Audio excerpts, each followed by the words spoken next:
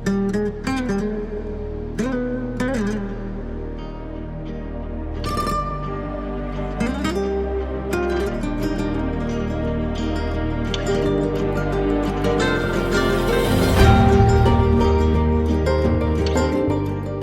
everyone, and welcome back to a new episode of Transport Fever 2. As you might have already noticed from the recording, today's episode is a little different. As I mentioned in the last Planet Coaster video, I've switched from Windows to Linux, so I'm still testing a few things during the recording.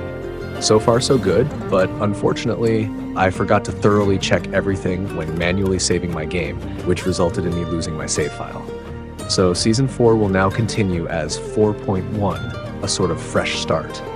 Our new starting year is 1960, and my goal this time is to finally reach the current year, ideally 2025. So let's not waste any more time and dive straight into the new episode. Our first line will be an iron ore to steel mill route. Cargo is simply more reliable in terms of cost and profit compared to passenger transport, although the first passenger line won't take long to appear.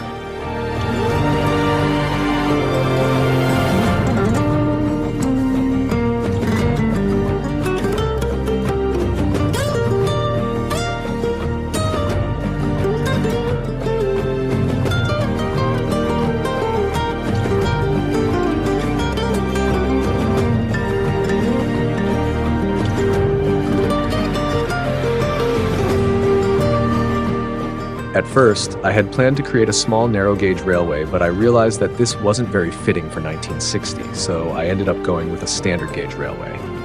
Originally, I intended to skip the town of Worlin and go straight to Breton with the railway line, but I changed my mind during the construction process.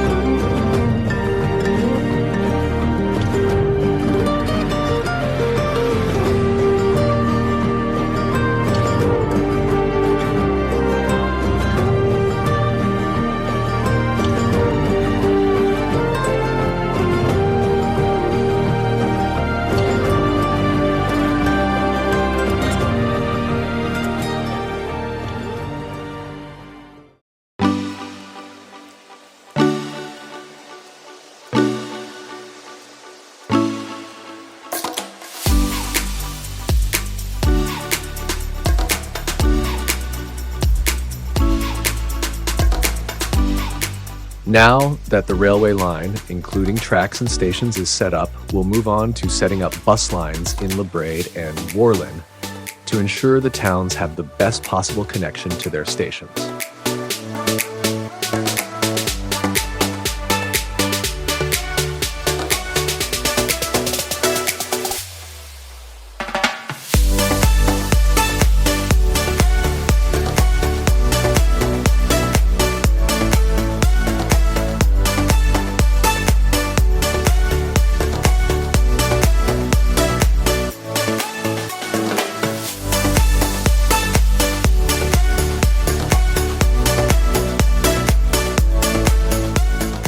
To keep the financial situation stable, we'll set up 2 more truck lines that transport oil from the oil well to the oil refinery.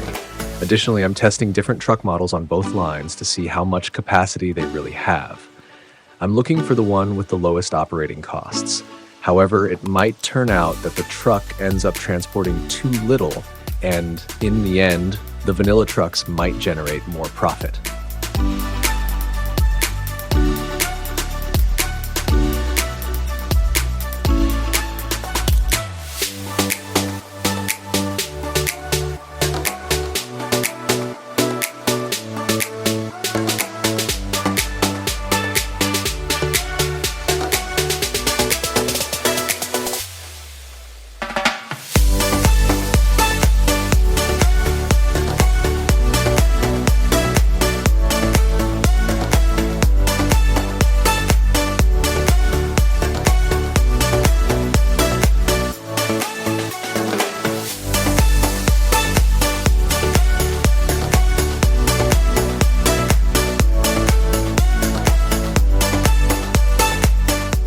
Since I don't need the entire loan by the end of the first time lapse, I'll repay as much as I can to avoid wasting money.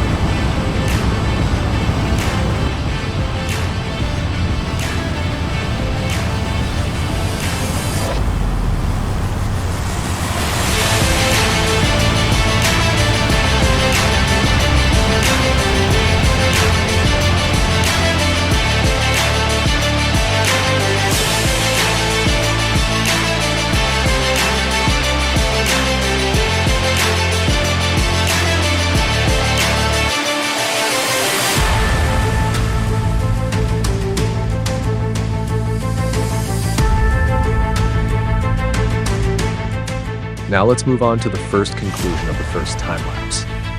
I'm still unsure what I can deduce from what's been built so far, but it's at least positive that the account has managed to recover from the negative balance. You might also notice other vehicles in the thumbnail. I'll take care of those shortly.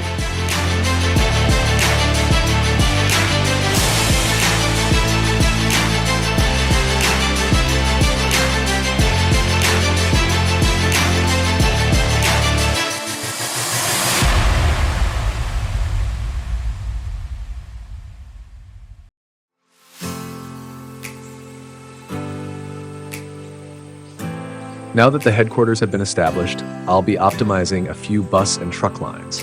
The bus lines will receive additional vehicles, while the 2 oil lines will have the test trucks replaced with the vanilla trucks.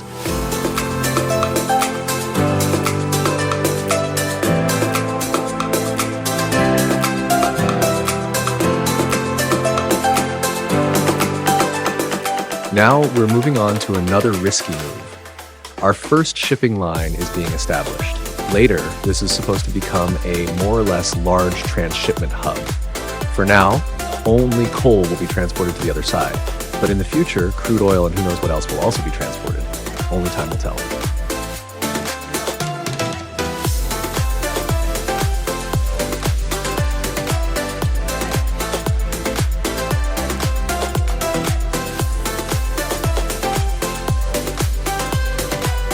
The truck line delivers coal from the transshipment hub to the steel mill. On the way back, it picks up steel to deliver it to the goods factory.